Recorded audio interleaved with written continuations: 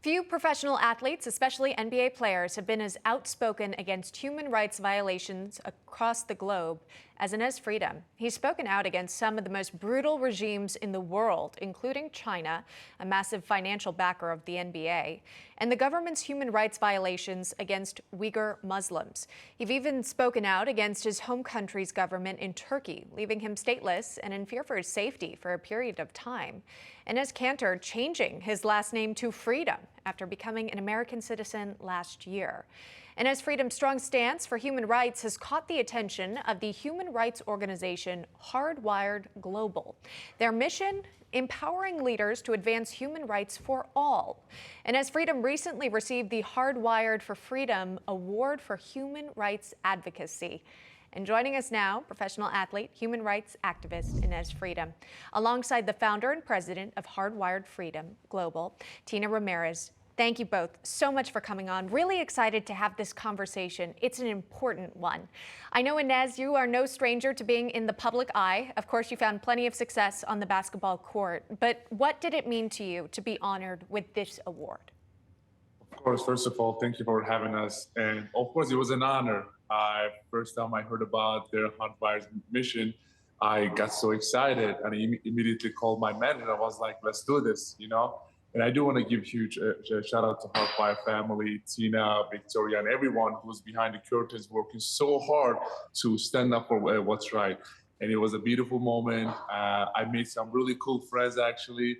And it was that for me had so much fun. So I was honored.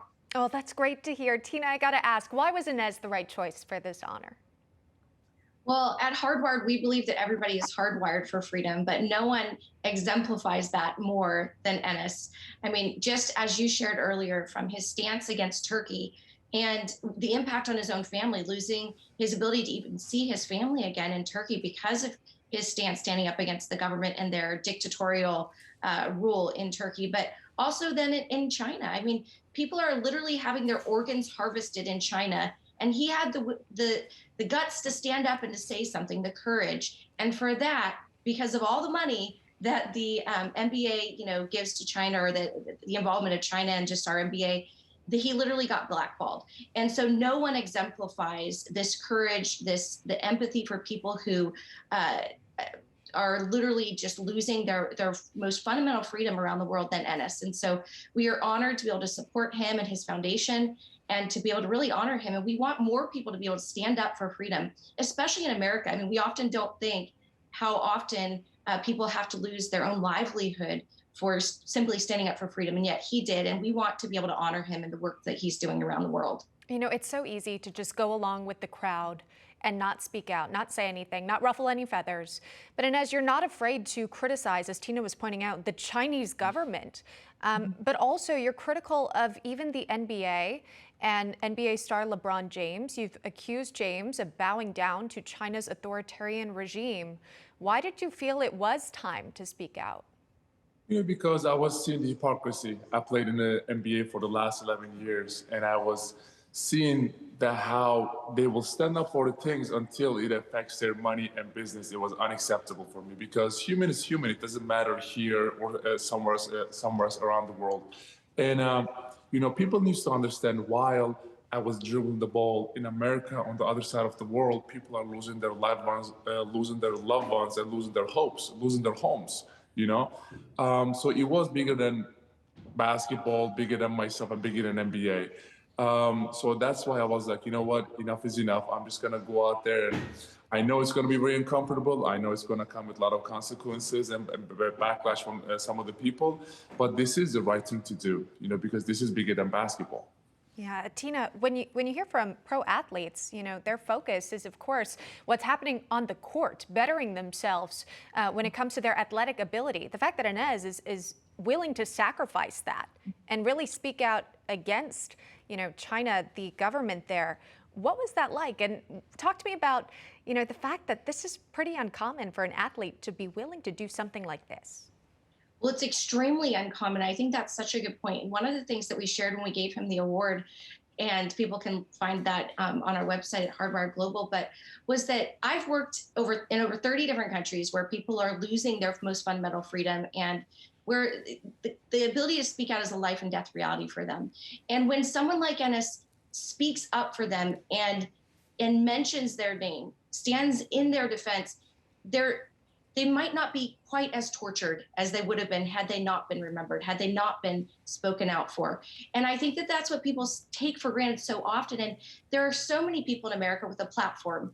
And yet, how many do we see using it like Enes is, where he lost his livelihood, where he lost his family? I mean, this just doesn't happen, and we should see more and more people, in the entertainment industry standing up for people that are losing their most fundamental freedom of conscience, of belief, no matter who they are, where they live, what background they're from. And that's the kind of courage that Enes has, and we're just so honored to be able to work with him. We want more people to be able to stand up, and the work that he's doing with basketball camps around the country and around the world to bring people together to have that most fundamental freedom to speak up for what they believe.